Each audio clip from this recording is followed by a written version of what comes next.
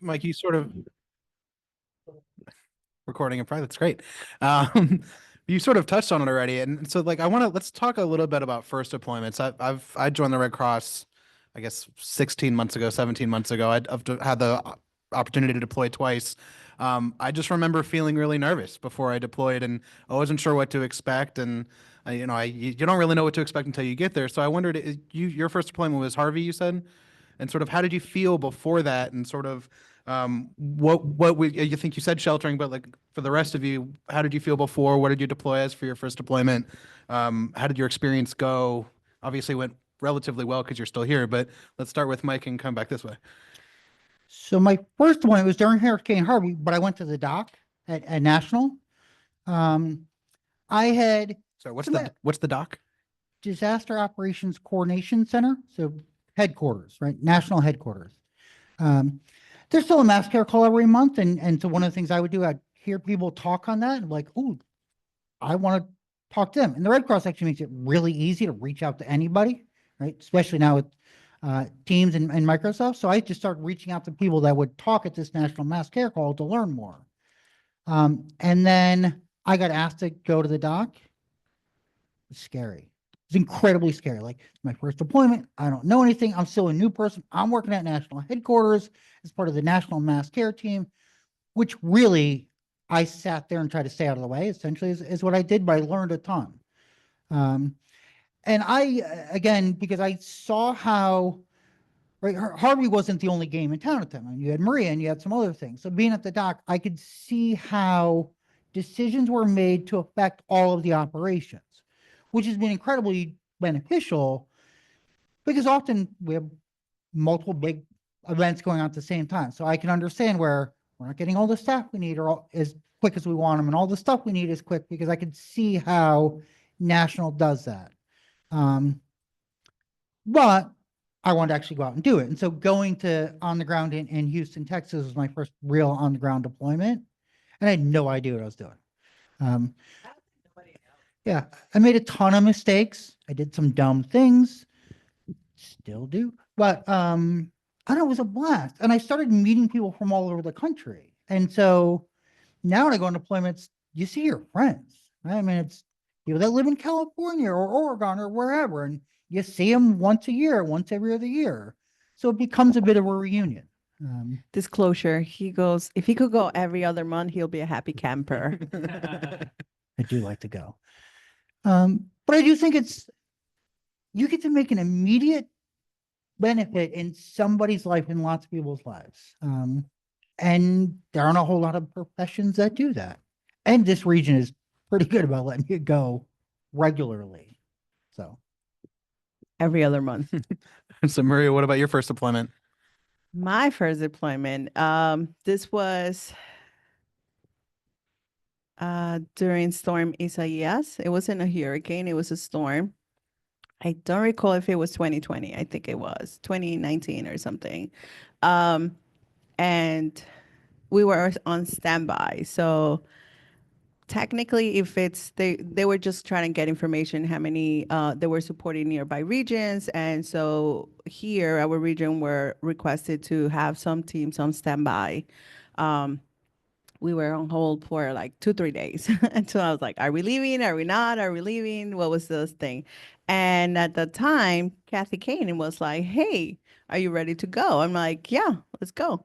But the day before, we had a lot of rain here locally.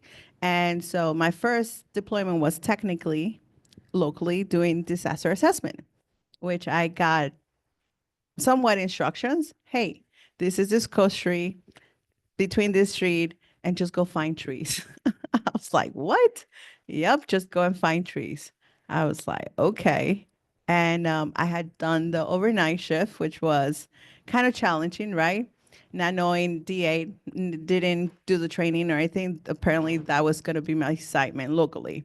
Then there was only a handful of trees, nothing major. This was a huge tree in somewhere in Brooklyn. And then they're like, yep, there's no damage locally. So then they asked me, are you ready to go? The only problem is we no longer have any other people ready or available to deploy with you. I was like, so what's the problem? Be like, oh, there's no problem, right? You're ready to go. I was like, so I drove by myself, which disclosure, we don't try to do that often, but sometimes there is a need, and I was not afraid. And I just got a car and drove for hours to southeastern PA, SIPA. There was a major flood there. There was a major impact. There were communities completely washed out, like destroy houses, everything that the path of the rivers kind of overflowed, and it was really bad. So I got assigned officially. The second official assignment was DA. So but then I did training. I, did the orientation. So I got a little kind of idea what was my assignments on the field. Loved it. But then there was a higher need. I was the only one. There was at that time it was COVID. It was 20. So we had the shelters in place, but we were using the hotels for the families displaced. So one shelter, I think out of the four, were mainly 99.9% only Hispanic Latino families who I realized I had an extra power, which was I spoke Spanish, and there was a high need. They were in the morning calls that we always have. They were like, "Who speaks Spanish?" There was really no one at the shelter supporting the families. They were doing an amazing work. They were just not connecting with them. So, as you guys know, we offer breakfast, lunch, and dinner for families who are displaced. Right? They were throwing the food away, and so there was a high need. Try to make sure there was someone who could relate to them. And I remember calling Kathy. I was like, there's a need. I speak Spanish. Send me. She's like, are you sure? I'm like, yes, I am pretty much done with DA. We were doing hot shots at the time. I was like, the team could manage. I just send me. Without knowing any experience in shelter, I did the trainings, but like Mike said, nothing really aligns with the training actually doing it. My job was just to connect with them. Of course, having a mask didn't help either because they could not see your face. So I had to chase them literally and say, "Did you eat today? ¿Comiste hoy?" And families were like afraid, right?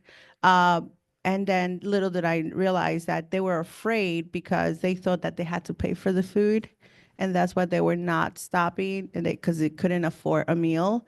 And so for me, that was shocking, and I was like, no, this is free. So they were still embarrassed, as I am a Latina, proud Mexican, and we could be very like even though we could be very prideful when we do have a need, we're just not gonna you know ask for help.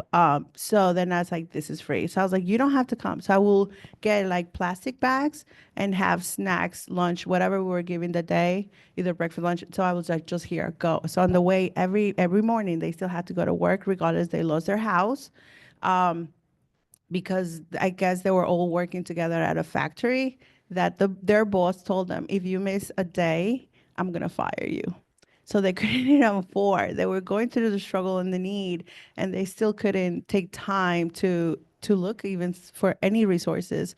So we were connecting at the time with local organizations that they were providing additional, essential needs that they needed. And then we were giving them everything.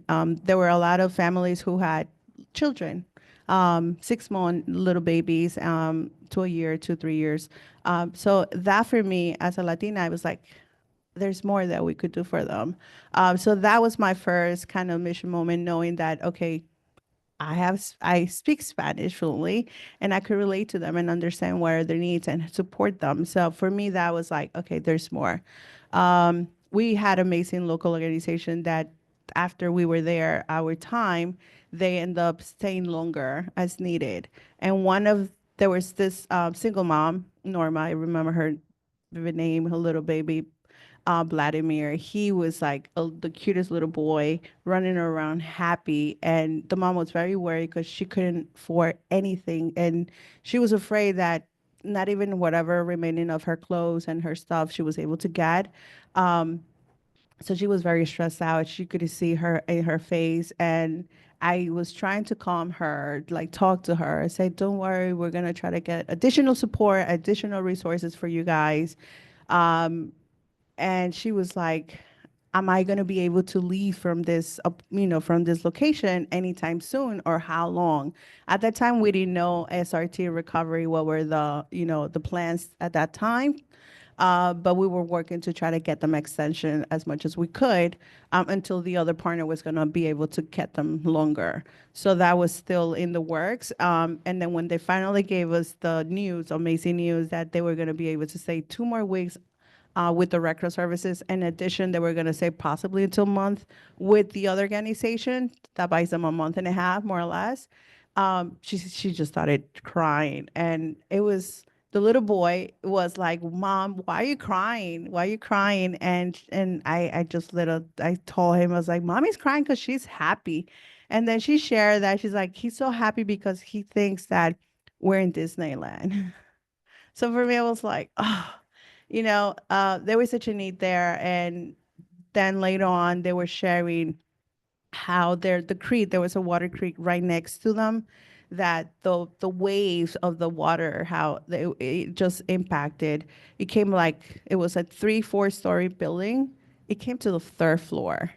So there was a gentleman in the family who he was like, I didn't know as a man who I had to save, either my wife, my 6-month baby, or my 11-year-old daughter. He's like, I I froze. I didn't know what to do. And he goes, suddenly I just woke up and I was being dragged out of the water. And he said, all I saw was someone with a Red Cross vest. And I call him my angel. And I got saved by him, which I know we don't do that. But hey, that's what he said. I was like, okay, great. I was just so happy that we were able to provide additional support. And I told them, look, you got to help me. You got to share your story to family and friends, because it's building that trust, building those relationships, and understanding. In our country, South Central and some Caribbeans, for Red Cross, it's medical EMT. Here locally, we don't do that. It's more response and recovery. So in their mind, it's like, I'm not bleeding. I'm not going to call Red Cross, even though I just lost my house from a whole fire or a disaster, right? I'm not going to call Red Cross. So my job is to build that trust, understanding, and give them that awareness that yes, you could call Red Cross, you could get those assistance. But yeah, for me, it was like, I want to do this more. Thanks. Mitchell, what about your first deployment? My first deployment was kind of strange. I was sent to Orlando for Hurricane Irma, and I'm in a beautiful 5-star hotel, and half of the hotel was filled with Red Cross, and the other half were people on vacation for Disney World. And so it was just, what are you doing today? Well, I'm going out to the shelter. What are you doing today? I'm going to the Magic Kingdom. And it was just very strange. But I was there for about 4 or 5 days. I was doing lodging at the time. And it was an interesting experience, because I was putting people into hotels, 5-star hotels, 4-star hotels that were being given to us by the owners of the hotels. And people were complaining that, they have a roommate, and it was just very strange. After about 4 or 5 days, though, I was transferred down to the Keys. And I'm driving down there. I stopped for lunch, and this is my first deployment. I really don't know what to expect. And there was a group of EMTs with their ambulances who pulled up, and they came over to the table where I was to shake my hand and thank me for being there. And I'm like, you guys are EMTs. I'm just Red Cross. Little did I know how that was going to change. So I go down to the Keys, and I went from a five-star hotel to living in a classroom with no exaggeration, picture 25 cots in a small classroom where my feet were dangling over a woman's face and the next cot. It was really tight. And from there, I'm looking and I said to the job director, what am I doing here? I'm lodging. And she said, no, you're not. You are now staffing. You're doing everything. Sign people in, find out where people are, because I have no idea. So I started going out to the different shelters and finding the people and making sure everyone knew where everyone should be. It was just a very strange experience at that point. On my day off, where a normal person would probably go to the beach or something, this place was not ready for tourists, let me tell you. There was no beach at this point. So I went with an Irv. I drove the Irv while the two guys who normally would be in it hung out in the back and did the distribution of food. And we stopped at one house. It was a gorgeous McMansion. I mean, beautiful, with the Atlantic Ocean right behind it. And as they're feeding a couple of the other residents, I got out of the Irv and I'm standing there and I see that this guy who owns his house is playing with the flower bed. And now you can picture salt water from the Atlantic really did a number to the flower bed. It was just nothing. But he's working on it. And his gorgeous, I still remember that, trophy wife came over to me and said, I need help. Okay. She brings me over to the front doors and she says, open up the door. Take the door, I open it up, and I'm now looking at the Atlantic Ocean. The whole house is, except for the front, is on the ground. It's torn apart. There is nothing there. She says, you see that out there, that red thing? That's my couch. And that's in the Atlantic. I said, why is he playing with the flower bed? He's just lost it. So I called up our headquarters. I got disaster mental health on the phone, and they came out, them with along with one of the DHS nurses, and they took this guy and worked with him. So I felt really good because I was able to help them and help this guy who definitely needed help. And I went back to the headquarters. I'm doing other things. That night, a group of us went out to dinner. And we went to the local Chinese restaurant. And I have to tell you, in the Keys, there was a curfew of 7 p.m. So we go out and we're at a table, and there's another table with a group who introduced themselves to us of firemen. So they're there, we're having a good time, we're not rushing. About 8 o'clock, we're done with dinner. We get up to leave, the firemen get up and leave. The next day, a group of Red Cross people came over to us and said, do you know what you did? What'd I do? Those people in the restaurant, the employees, were all arrested last night because they broke curfew because you didn't leave till 8 o'clock. Luckily, it turns out that the police heard that they were with the firemen and the Red Cross and let them go. But they were all pulled over by the police. So a lesson, if there's a curfew, even though you don't have to obey by it because you're considered a first responder when you're on a deployment usually, the people in the restaurant aren't, and they're going to get in trouble if they help you. So follow it. So now a couple of days pass, and what could be worse than going from a hotel, a 5-star hotel, to a classroom on a cot, tents. The Dutch Red Cross came over and put up a little tent city.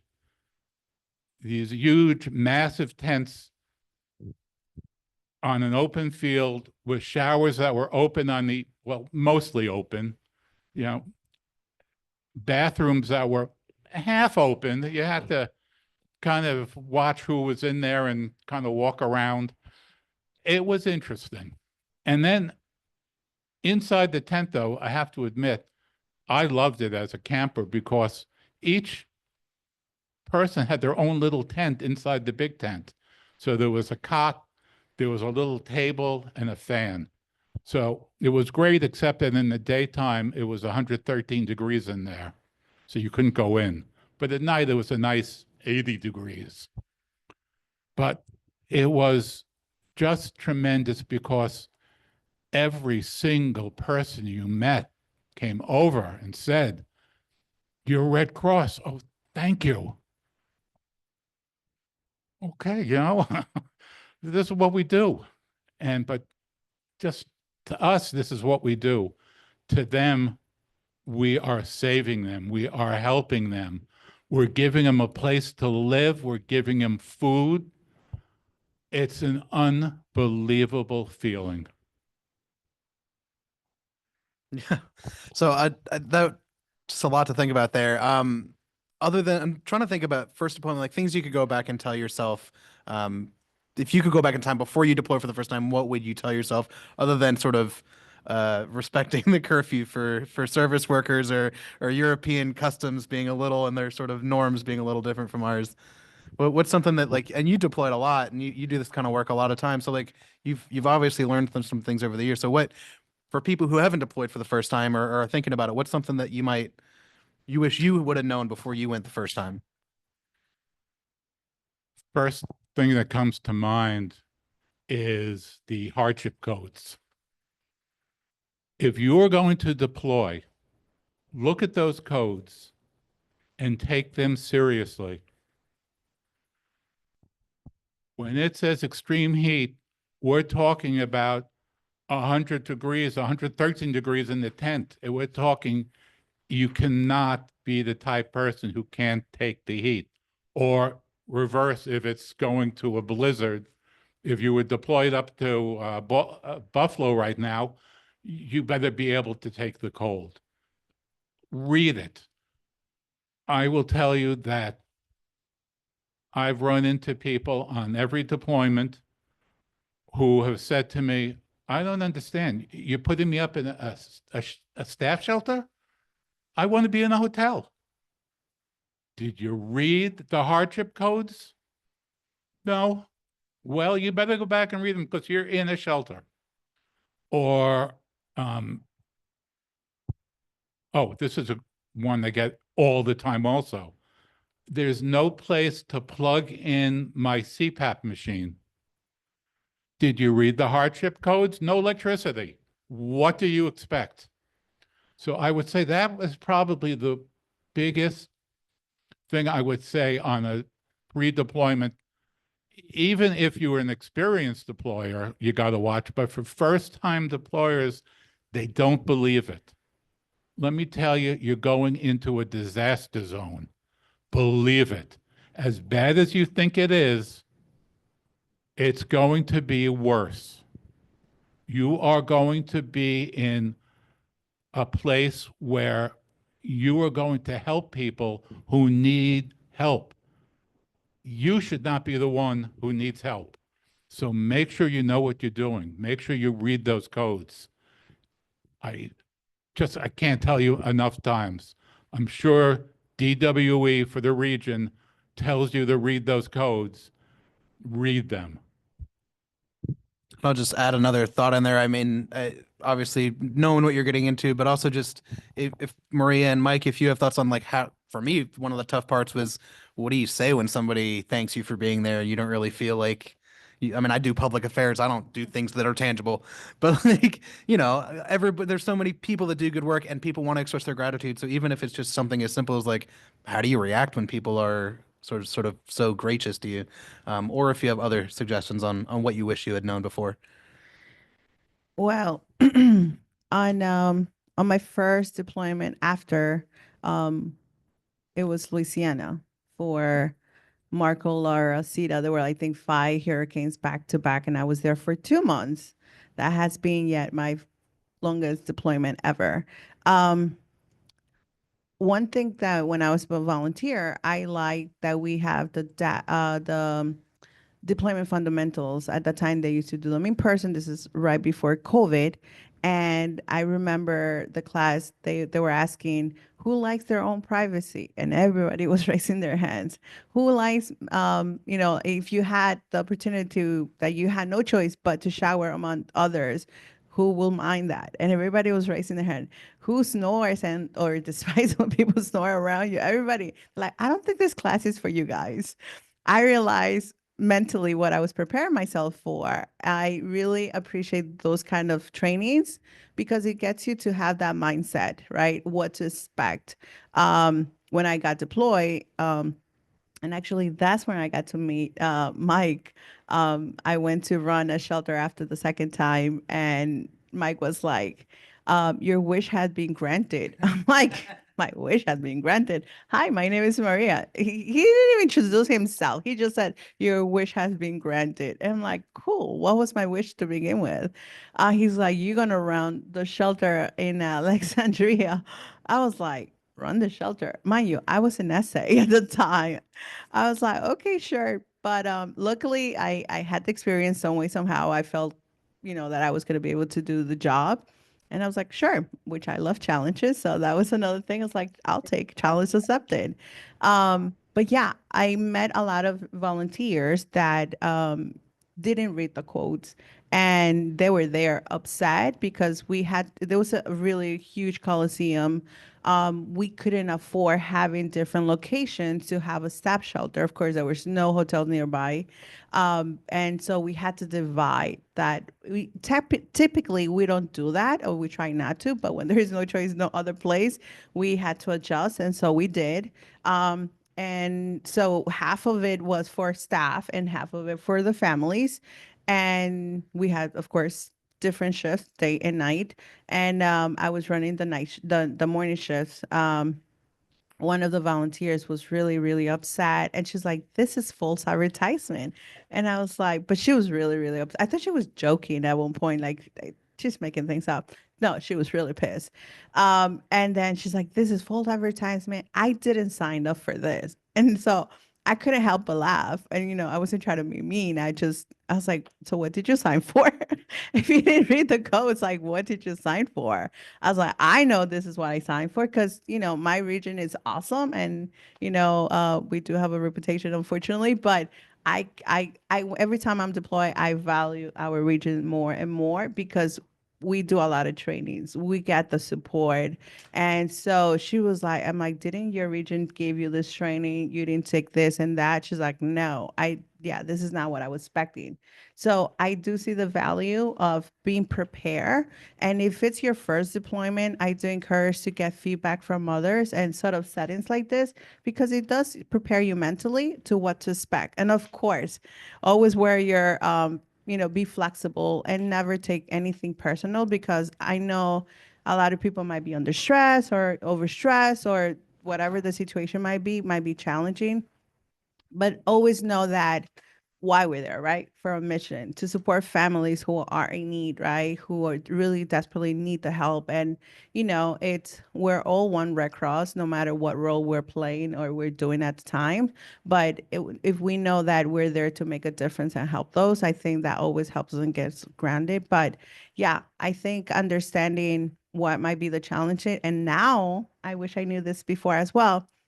The weather. If I'm going to a warm weather or a cold weather or what kind of rainy weather, I have to be prepared.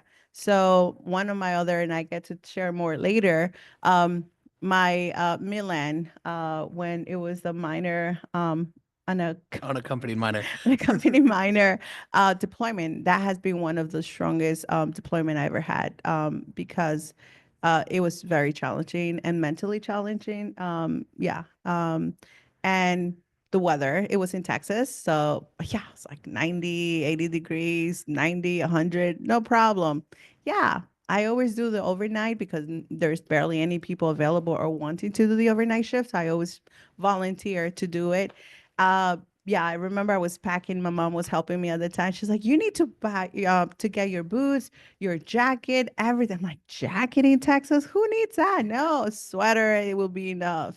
Yeah, tell me about it. Um, it was freezing cold. It was like between 1 and 2 in the morning, 3 in the morning. I never experienced cold like I have in there. During the day, I felt like I was in Mars, like no lie, because we had like the sandstorms. It was red and eerie all the time. So between that during the day and at night, it was really cold. It felt like knives through your body. Like I have certain cold, but that cold is like no other cold. It was like a dry cold. They would just like stab. So I decided to get creative. And think outside the box. So I got cardboard boxes to block the wind because the killer was the wind. It wasn't like the temperature, it was just the wind. It was a killer. And then garbage bags.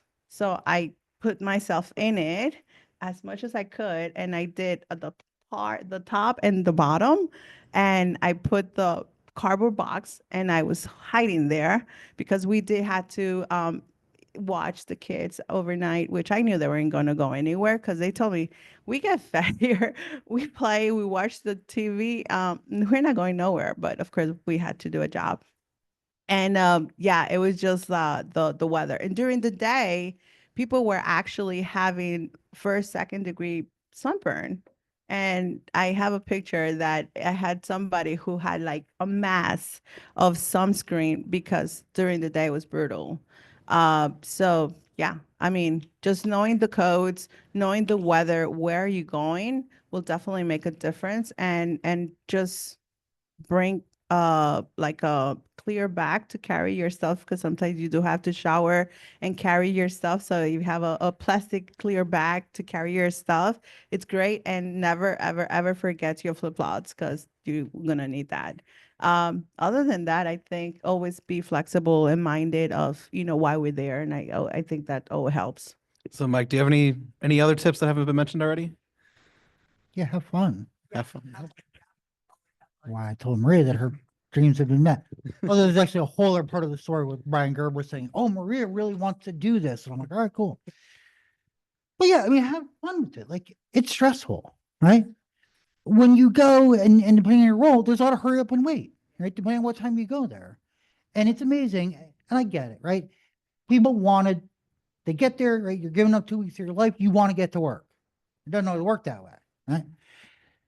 So be patient, right? I mean, and so this is where, supervisors and the managers have to do better at communicating what is going on. And if you're serving as a supervisor or manager, communicate, right? A person can deal with almost anything if you tell them why it's happening the way it is, but have fun with it. I mean, it's stressful, right? Parts of it are horrible. Compassion fatigue is a real thing. So you gotta, right? I mean, I blow off steam by making horrible jokes. But so I think it's that, right? And being patient and then laughing, like talking about staff shelters. I've had a blast at some of the staff shelters I've stayed at. Like one of my coolest experiences is I was running the kitchen and we're all staying at a Baptist camp. So we're in all these like construction trailers they built bunk beds in. It was fantastic. It was worse for my staff because they're all trying to get drunk and not let me find out about it. But we had a lot of fun there. That never happens. So, but you see the best and worst of what's going on, in an area you're in, and you can take it too personal, right? And I think really, part of it is also know that DMH, mental health, is there for us, right? And in every DR I've gone on, I've talked to mental health, not because I'm necessarily having like stressed and need to, but it's like I want to start chit chatting and joking with whoever it is, because if it does get to the point where I need to talk a little bit, like I want to already have that relationship. And I think really just, working at headquarters, a big part of what my job is to build relationships with all the other functions, right? If I'm working in sheltering, I need logistics help on things, right? Build relationships with that person. I'm working in painting. I need externals help. Build relationships with those people. Which then when things go wrong, because they do, right? They're disasters. You already have a relationship with people to work with. Even if you're just working in a shelter and health services there, or like a county representative, or, a local faith-based organization is in there. Like, just make friends with everybody. And it makes the hard days go so much better. Yeah. And right, like, don't take it personal. Like, things are gonna get squirrely. It happens. Like, cool. Roll with it. Tomorrow's a new day. I think Mitchell might agree with that on don't take things personally. I wonder if we could sort of change degrees a little bit and sort of, Mike, you alluded to the coolest day that you had on the DR, and Mitchell, I think you might have a story about your best day on a deployment. I wonder if you could sort of tell us about what was your best day on a deployment? I was at Hurricane Michael in southern Georgia. And I did a whole bunch of different things on that deployment. And this particular day, I was doing DA, disaster assessment. And a group of us, well, some people don't know. I'm gonna be calling you now. Oh, uh-oh. Now I'm in trouble. And a team of 4 cars were sent out to a trailer park and to inspect it. And we all went to different areas and got back into the center, and we looked at each other and said, yeah, this place is in bad shape, but it's economical. It's cost of money, and it's not cost of the hurricane. So we all decided we'd leave and head back to the headquarters. And I was in the last car, and we didn't see a single person, not a soul. The place is deserted. And as we're leaving the location, I see a guy running out waving. So I stop, I let him come over to me. And he says, you're the first people we've seen. The hurricane was almost 2.5 weeks ago. He says, we're starving. We haven't had food in 2 weeks. I said, I'm a little confused because everything looks like it's in good shape. He said, one thing is missing, power. He says, we're all on welfare or on government help here. And the first of the month, we get our check, we go out and we go shopping and we bring back stuff. And maybe I'll go and I'll buy 5 pounds of chopped meat, and this person buys 7 pounds of chicken, and I'll give him some of the chopped meat, they'll give me some of the chicken, and we all mix everything up. We put it in our freezer and our refrigerator, and that's what we eat for the month. Except it all went bad. And what we couldn't eat in the first couple of days got thrown out. I've been eating cereal for the last week and a half. 1 box that I've been taking a few handfuls a day, and we're all starving. So I said, I don't know I'll see what I can do. I go back to the headquarters, and the AD of Ops and my manager come over to me and said, what happened? So I tell them the story, and the AD of Ops looks at me and she says, give me a minute. I see her walk over to her cell phone. A few minutes later, she comes back and says, the group of you, there are 8 of us, go back to the warehouse. There'll be 3 trucks waiting for you. Bring them over. So we go, we pick up these 3 trucks at the warehouse. We go back to the trailer park. We park in the center. We open up the trucks. And now people are showing up. We had cases of water we're handing out, MREs, the big box MREs, not the small ones, that were like food for 4 people for a day. And we're handing them all out. And then we open up the last truck, and we're handing this stuff out, and the people are taking it. And I always remember there was a woman who says to her kids, all right, take these 4 things over to the old lady who lives down there. Take these over to the old guy who lives there. Take this over to those people because I know they're working today. Take this there, and they're passing it out. Then I got a bag full of candy. I think they were Snicker bars or something. And I handed it to a kid who's in the front. And he opens it up. He takes like 2 or 3 of them, puts it in his pocket, and then hands the bag to the next person who does the same.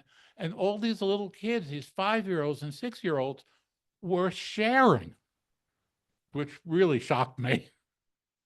So now I'm on this truck and I'm pulling out stuff, and I feel someone climbing up behind me, and I turn around, and it's the guy who had stopped me. And he said to me, we won't even have a Christmas this year. This is Christmas. You have saved our lives. And he hugs me, and I cried. And it was just an unbelievable day. And all 8 of us who were there, when we had given everything away, we were just like, unbelievable. It was just amazing. What a feeling. I think we're all a little teary-eyed on that one. I'll take this opportunity. We got a little more time. We're going to do one more question, and then we'll open it up for questions from the room. And if you're on Zoom, feel free to pop them in the chat, and we'll start going through them. The story you just told, it's such an emotional moment, and it's just such a strong feeling. And like, I know, like, when you come back, it's tough. Like, you're sort of reacclimating to your regular life, and like, I'm sitting in my apartment uptown, and I'm looking at my wall, and I'm just like how do you even begin? So when you come back from your deployment, like, how do you readjust back to life? And maybe we'll start. We can start with you or end with you. Let's start with you. Okay. It is really a weird thing when you come back. I always find on the plane going home, you're leaving a disaster zone, and people are giving you funny looks, because they see your Red Cross, because I'm always wearing something Red Cross, and they know that where you've come from, and they know you were helping people. Some cases you were helping them because now they're flying to a relative's house, and it is an unbelievable. I was coming back from Maui, and I'm on the plane, and I was in one seat. There were 2 empty seats, and then another person sitting here in the other aisle. And right after we took off, he gets out of his seat. He comes over and he says, I got to hug you. And I looked at him, and he says, you guys fed me. You housed me. I'm going to a relative's house now because I can. I think I would be dead if it wasn't for the Red Cross. And it is just such a great feeling. I got a horrible story I can tell, but I'm not going to. After the event. But some of the things that people will say to you and do for you, you cannot believe. I mean, when someone comes up to you and grabs you and hugs you and tells you, thank God you saved my life, and then you go home and it's like you said, looking at the walls, what am I doing? And it's such a strange feeling. You just don't know. It's just, you gotta really recover.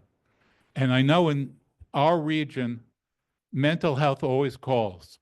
And I always tell them, no, I'm fine, it's good. But if they only knew some of the things that are going on in this head sometimes after a deployment, I think they would be, really worried. But my wife's a nurse practitioner, so she watches for me. So One of my toughest deployment ever till this date has been the one in Midland, Texas. We were watching over the children who different ages were from 8, 7, 8 to like the oldest was 1 or 2 were 17-year-old. So, you know, all underage. And hearing their stories and seeing what the news at the time were relaying, it was nothing that was actually happening. Um, so by the time they felt comfortable with us, at the beginning they were dropping off in buses and we were helping. It was not an operation that was run by the Red Cross. We were just supporting. So there was a lot of challenging that I realized were happening that it was very frustrating. I think that most frustration ever was there as well, and very challenging for many reasons. And but it was joyful to know that I was there. Why? Because I came to the States when I was 8 years old. So I knew what was the struggle, the need, the fear at that age, and what they had been going through. Because handful of them walked for months and to get here to cross over the border. So I could definitely relate to that, and I knew at that time I had just transitioning in hired, so I was transitioning from volunteer to staff in Eastern New York as a disaster program specialist, and I had to put my job on hold so I could go on this deployment. And I was like, I'm going. Um, and then when I got there, I realized that language was a need. So I realized more having our Latino engagement team, which we currently have through our community engagement partnership. It's specialty track for those online. Please get your training on. You'll learn so much. And understanding culture, understanding the language, it's a barrier that, communicating to clients' needs, understanding what are their needs. And so once again, I realized Spanish was my superpower that I had. So I was really helping, supporting in any way, any form I could. And the toughest was when finally the kids were able to give them like activities, crafts and activities. So I did, of course, the overnight shift. So when I got to my shift, it was 7 a.m. to 7 p.m. I started doing my rounds, and then I realized that they all had drawings in their rooms, and they post them on the walls. They had a little small window, so they post them on the windows, and of course, handful of them were like, I miss my mommy, I miss my dad, and they had tears. And 9 out of 10 kids, every kid, every aisle. I was overseeing like close to 300 kids. We had our pots, different pots, and yeah, a handful of them had Bible verses, which I was like, how cool is that? But that's what they were, that was helping them cope with whatever they were going through. Then I got transitioned for another 2 weeks to Texas, Dallas, Texas, for the same operation, just different, situations and logistic. We were in a sort of like a coliseum as well. They didn't have their own privacy, they didn't had their own things, but there was 3 little boys that I remember were really struggling because they couldn't even get out of bed, and they had their head covered every morning. So I will go and try to talk to them. They would just not. So I was like, I remember I said, I have to do something for them. So I invited them to do like a sort of like conversation between them to kind of them help and share whatever their struggle they were going through. And I told them, I was like, did you guys know how a butterfly it's created? That have you ever seen a butterfly? And they're like, yeah. Do you like a butterfly? I like butterflies. And they were like, yes. So I finally got a yes or something. They were nodding and they were talking, not really much, but they were making an effort. So I explained the process of a butterfly, right? And I was like, this is your cocoon time. This is, you have to stay here, right? And then once you go out in the world again, once you see a butterfly, you're going to think of this moment because you're going to get to fly. And they were for the first time in a very long time, I saw they're smiling. And that got me to be like, okay.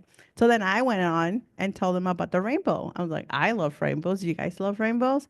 Like, do you know how a rainbow is created? So I explained the process. I was like, this is your storm. We want to see, and we like a rainy, sunny day, right? We want to see the rainbow. But sometimes we have to go through the struggles and the pain. So this is your pain. This is your struggle, but it's okay.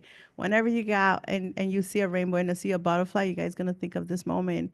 And I remember I was getting ready to leave after my 4 weeks deployment. And my last day, I went to say bye to the kids, and they all came and hugged me. Of course, we were not allowed to, but they just ran and hugged me. I was crying like a baby. I was crying like a baby. And then I got to my room and I'm gonna start crying. Um,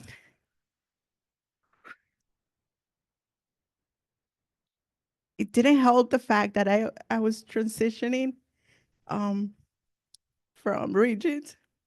And I remember here they were doing virtual farewell party. So after having this moment with the kids, I don't remember if it was Wiki or somebody asked me, how's your deployment? It was you. How's your deployment? And I choke and I started crying, of course. And it's that, right? Knowing that we're there making a difference, but it does affect sometimes. Um, yeah. But I was happy to be there, and I would do it again and again. So what I hear is maybe you're still looking for tips on coming home. Thank you, Maria. Mike, what about you? What are some of your, do you have like a strategy for reacclimating to your, let's call it blue sky life? Yeah. So for me, the worst part about DRs is they're run by morning people. So they expect you to be at work at like I 7 wasn't o'clock supposed every to day, which cry. means you're getting up at 5:30. I am not a morning person. So for me, like I'm gonna come home, I'm gonna shut my phone off, and I just need to get some sleep. The other thing is just because I've left the theater of operations rarely actually means I'm off the GR just yet. There's still a lot of people calling in and asking questions. There's transition, or sometimes I'm still assigned virtually to help track some of the stuff, especially if I'm working in feeding. Maria's throwing stuff at me over here. um, and I'm glad that we get some time off, right? As paid staff, we get some DR days when you get home, so you can take the time. I think the first couple of deployments I did, I'm like, no, I'm good. Like I'll get home on a Sunday night and show up to work Monday morning. Like I don't do that anymore because I realize I need time. And I think even on the DR, making sure you're taking days off. A lot of people are like, oh, I've only got 2 weeks. I'm just going to keep working. Well, by day 13, they're just cranky and a pain. Like, well, I should have taken a day off, right? I know I am. John saw me in Florida. I didn't get a day off for 3 weeks. I was cranky. So, it's just doing the simple things to take care of yourself. And I do really appreciate that DMH will call you when you get home. Although I think one person, I think I disappointed them that I didn't have problems when I got back. They're like, well, DRs can change you, and they're really stressful. And I'm like, yeah, I'm good. They're like, are you sure? Yeah, yeah, yeah. Like I'm fine. I'm my first rodeo, and they seem disappointed that I didn't need more help. But so it was just amusing. But I think that the structure, right, and certainly this region is really good about reaching out to people while they're away. Dara, the RDO, I mean, granted, he was in Florida this last one with me, but every day he's texting, how are you doing? And so I think that, like our region does we look out for each other, when there's other people. I mean, I see Julio everywhere I go, right? And, we talk multiple times. So I think that we're just always, we look out for each other even when we're gone, which I think really helps both, how, at least for me, like how I'm doing on the operation and the people checking in when I got back is nice. And the flexibility to have some time and recover and just catch up on sleep. Well, yeah, sure. So And then we'll open to questions. So if you have a question, we have a mic set up here. If you sort of want to quietly make your way over to the mic, I don't know if you have any on the chat, but yeah, Marisa. So checking on that, I appreciate that to my heart because on my first deployments, we get the call and understanding that there's someone checking. Vivian Moy, whom a lot of you guys know her, she's amazing, love her. She was always checking, and Kathy at the time was always checking on me, just making sure I was okay through my struggles. And of course, no deployment is always the same. You get good ones and you get bad ones, but that's how we learn and that's how we adjust and growing, right? And understanding that there's things that are gonna come your way, but having that flexibility always helps. My last deployment that I got to do Latino engagement, engagement LET out in South Carolina for the efforts of Hyleen. It was beautiful because I got to see the community needs, but then we were able to partner up with a lot of community partners that they were amazing. I was there a month, and understanding that there's a need, but there was also an importance because people see the value that we needed to get all the services, not like blue sky day to day. Try to talk and build relationship, and the partner's like, yeah, eventually we'll work together, or they're just taking time. Here was an urgency, and it was no brainer. I explained what the services we are, the full cycle preparedness, response, and recovery. So we were able to bring about 8 new partners into the South Carolina, and we able to recruit through those partners close to over 40 volunteers who we're still in the process of finalizing their volunteer accounts and all that. But having that importance and understanding that building that team for resilience for future response, what's amazing because they all spoke Spanish and we got them trained and they were buying into the Red Cross mission and understanding this is what we do. It makes a difference. And every challenge there was, I remember on my hardest day on this one, it was very challenging, but I made a call and luckily Brian Gurr was there too. How you feeling? I was like, I feel frustrated, right? Because we always want to make and provide our best to the communities. And I took my job very seriously, building relationships, making sure they were, like you mentioned, there's people out there in the community had no power for weeks, possibly no water. So we know that we were able to bring that. So through the process of understanding, sometimes there's challenges, but having that support really makes a big difference. And what I really love is that having locally and those mental health calls makes a difference. And once I get home, I just sleep for days. Sleep. Awesome. Thank you guys. Let's open it up for questions. Doran, you have. Is this on? Yeah. I want to ask all of you. I want to ask all of you this questions, but I want to save room. Good. Hello. Because we're short on time, I'll just pick one person to ask this question. Mike, what's one thing that you've learned in a DR that you brought home for Blue Sky operations? Well, I think a lot of things. So like I have a DR notebook, right? And I starting from the back working forward, I write down things I need to learn when I get off the DR. And things, either I got to learn more or I got to dig into. So certainly all the things, and I often serve as a feeding manager. And so when we're talking about our hurricane plan here, apparently it's the most complex plan that anybody has potentially heard of. Because talking with the national feeding and we're like, do you have a template? And she's like, not for this. So it's taking all the things and then figuring out how would they work here because we are unique, right? I mean, we're a group of islands and totally different geographies and cultures and all of that. And so all of the I try to bring back as much as I can and then share it, which is why we have so many mass care calls. But this is such a crazy, unique place that, we need all the tips and tricks we can get to make it work here. Sean, you got a question? I do have a question, but really quick, I just wanted to throw one comment out there. And one of the things I think is our greatest secret weapon that we really leverage well at Greater New York is is how available our people are here to be like a phone a friend resource. And I personally will never forget the first time I deployed to Mississippi as a really entry-level feeding essay. At the time, Mike was a feeding manager all the way across the country in California. And I had a couple things pop up, but they were just a little bit over my head at first. And he dropped everything and spent an hour on the phone with me late at night, answering all my questions and coaching me through. And hour after I hung up the phone, Jason Lyman calls me on the phone. Hey, how you doing, buddy? And then I get an email from Dario. Hey, buddy, it's your first deployment. We just want to make sure you're doing well.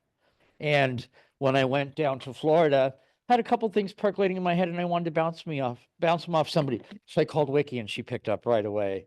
And Mitch was there and Mike was there. And that we leverage our people really well and we always feel really supported. And I think if you ever deploy, that's something to always remember is that and me as a volunteer leader, we always support our people and our people will answer the phone if you pick them up. So always be sure. I think that's our secret weapon when we deploy more than anything. My question is, I'm sorry. Yeah. My question is, I think when I first started working with staff relations, I erroneously had somebody explain to me it was like the stepsister of corporate HR and sort of be afraid of it, right? Until I started working with you and Melanie in Houston and I discovered all the amazing things that could happen. And it's so much more than that. And just to kind of shed a little light on that for other people, because I've gotten so much of my collaboration with you. Tell me if you could maybe share a story of something really special that you contributed to a DR through staff relations that maybe shed some light on how much staff relations contribute to a DR, because I've seen some really special things happen. So maybe one of your favorite examples of something that people wouldn't think of as staff relations work that you've done. And I'll just add an interjection to give Mitch some cover about the confidentiality of a lot of what he does. Not but- like, oh, yeah, not, oh, so Susie so-and-so, but just an example of like This one-time an show. intervention that isn't what people would totally think of as what you guys would do. God. I got to think about this. I mean, when we go out, we really, we do a lot of different things. And I was in Houston, for instance, and I ran into a manager who was having a lot of trouble. I think he would admit that he was a little bit over his head, and he was on a huge deployment, and it was just, he was having a little bit of a tough time. And so we just worked with him a little bit to calm him down. And he realized that he could do the job and started doing it. Now, we really didn't tell him how to do his job, but he realized he could do it because he was calmer at this point. So it was just something really simple, yet it was effective, right? Yes, sir. Thank you for that. And I will never forget it. That is a very, very slick way of navigating the confidentiality around staff relations. Um, They are a wonderful resource. so seeing no more questions, I want to sort of just thank you all for joining us, both virtually and in person. I don't know if anybody has anything they want to close on. We'll give you, let's do like 30 seconds each, just to sort of some final remarks, and then we'll close this out. I encourage deployment. If you have an opportunity or thinking or considering about it, feel free to reach out to Rose, to anyone, because you guys locally, we learn a lot of activities and through process and things like that in place, but nationally deployment, it's a different ball game, right? You learn what you will possibly learn here in 2-3 months, 6 months tops to a year. You learn you learn pretty fast. But that also understands that you're working with experts in the field, which most of the time they're willing to mentor you. And like you said, just be confident that you'll have the support and definitely will make a difference.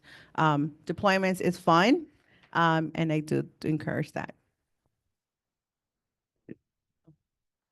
One mic will be enough.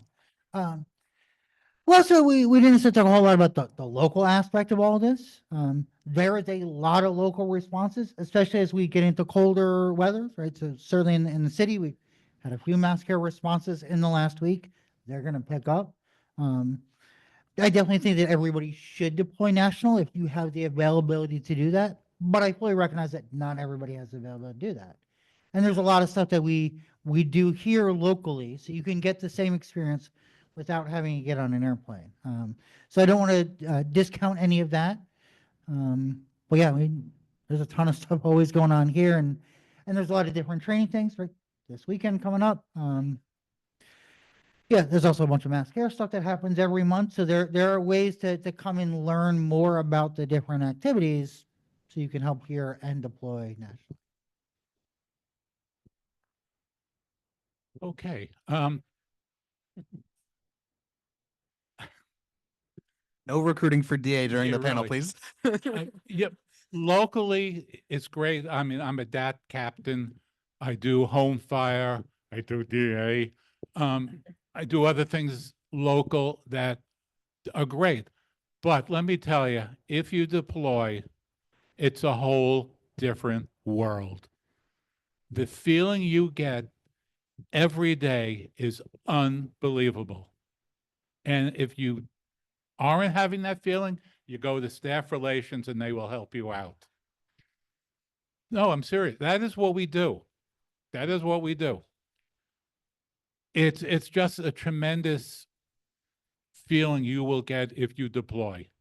It is just like no other. And when you do deploy, you will hear lots of bad things about FEMA. The public affairs in me is saying we do not criticize our partners. No, just Bowen. And, no, but seriously, it is an unbelievable, great experience, and people will make you cry. I'm not going to tell any stories about that now. Well, I just want to again thank you again, Mike and Maria and Mitchell, for being our panelists this evening. I do want to make one more plug. It's winter training weekend. There's lots of opportunities to learn what to do. My first technical deployment was the Bronx building collapse and then the Sunnyside fire. Both local responses. It's a really great way to see how an operation works in a setting where you can go home at night to your own bed. It's a really bite-sized piece, a good way to digest what might a deployment entail before you take the whole 2-week jump. Disaster assessment we do a lot locally. We have a lot of mass care opportunities. We don't open so many shelters in the city, but sometimes we do in Long Island and Metro New York. But talk to Rose, talk to Catherine, talk to all the DWE folks this weekend. Make sure you sign up for the trainings. The only way to learn it is by doing it, and this is a great opportunity for everybody. So thank you all for joining us. I don't know if there's still food outside, but thank you all and have a great night.